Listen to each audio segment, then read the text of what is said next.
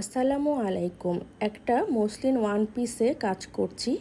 এই যে আমার হাতে যেটা দেখতে পাচ্ছেন এটা হচ্ছে ওয়াশের জন্য আমরা যে মিডিয়ামটা ব্যবহার করি সেটা। এখানে কিন্তু ওয়াটার বেশি ব্যবহার করা হয়েছে আর কি, পানির সাথে 1 ভাগ পরিমাণ মিডিয়া ব্যবহার করা হয়েছে এনকে বাইন্ডার। এই সমপরিমাণ হচ্ছে মিডিয়া এবং পানি ব্যবহার করলে কাপড়টাও সফট থাকবে।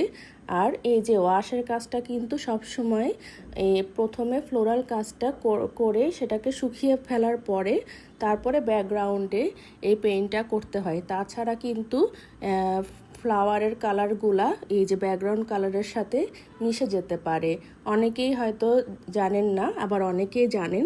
তো যারা জানেন না তাদের জন্য বলে দিলাম। আমি এখানে এই যে আউটলাইনের কাজ করছি, আরও কিছু কাজ করার ইচ্ছা আছে।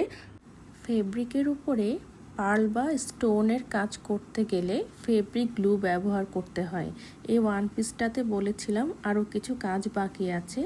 আজকে ফেব্রিক গ্লু ব্যবহার করে আমি পার্ল আর স্টোনের কাজটা শেষ করলাম। এটা যখন ড্রাই হয়ে যাবে তখন আসল লুকটা আপনাদেরকে দেখাবো। আমার পার্লের কাজটা শেষ হয়ে এই যে ড্রাই হয়ে গিয়েছে। দেখুন ড্রাই হওয়ার পরে কি সুন্দর একটা লুকস এসেছে। সবগুলো পার্ল খুব ভালো মতো বোঝা যাচ্ছে আর দেখতেও কি সুন্দর লাগছে।